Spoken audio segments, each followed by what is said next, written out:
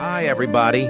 I decided to play the new WoW expansion, War Within, and this time I am going back to my roots, and my main will be a warrior. I played the early access launch and just wanted to show the features this expansion has to offer. Some major spoilers ahead. After logging in, the starter quest popped up and sent me to Dalaran to meet with the Avengers of WoW. To sum up the story, we need to save Azeroth for the 1000th time. And our heroes decided to bring the fight to the enemy, so we will teleport the whole Dalaran to enemy territory, because that worked in the past too. There are enemy spiders, void creatures. But the main enemy is Xal'atath, who I cannot introduce in a short time as the lore is quite deep. Just accept that she is a void being in a dead hot chick elf body. And she has a beef with another hot chick elf, Alaria, and instead, going to a room, they mess up everything around them and people get killed.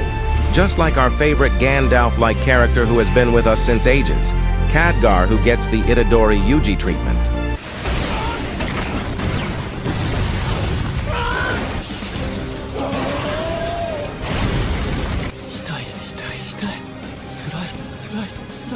Anyway, Dalaran is destroyed again. And we wake up on the shores of Khaz-Algar, and we immediately need to fight for our lives and defeat the Nerubians.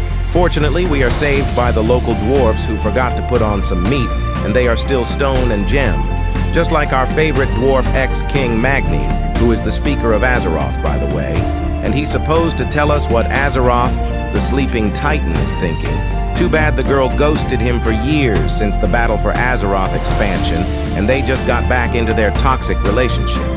I do not want to tell the rest of the story. I'd rather tell about the gameplay, features, and my journey to level 80. I will add some story later on, as there is some criticism regarding the factions and characters, and I want to talk about it. The main hub Dornogal is not that impressive, kind of flat, easy to navigate, and has some larger buildings, but nothing fancy. Now we can fly immediately with dragon riding, which is now sky riding in this expansion, which is basically stolen from Guild Wars 2. It speeds up the leveling. For those who are missing the old riding style, do not worry. It is related to a simple achievement.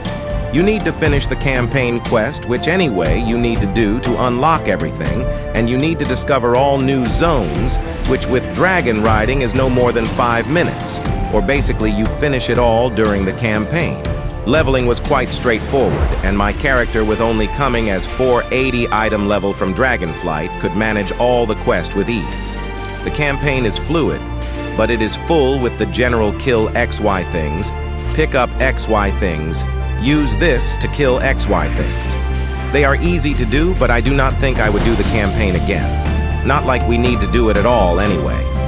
Since the new feature, the War Bands, all progress is shared with all of your characters on all servers in the same account.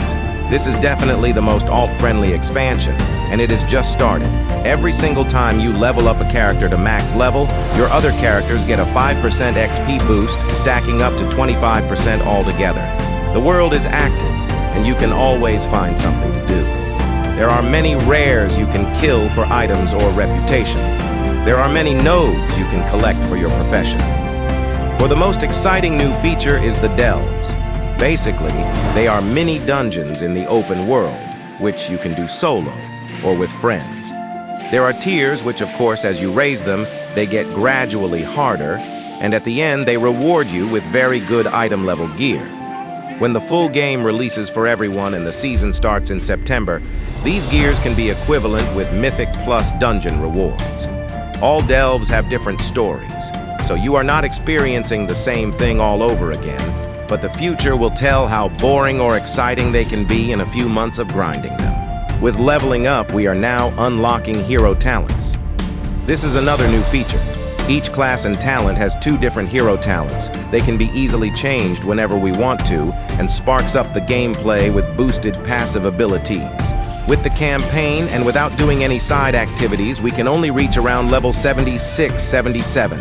However, after finishing the campaign, we unlock world quests, and then our other characters do not need to do the campaign all over again, which is around 7 to 8 hours long, depending how lucky you are or how distracted you can be.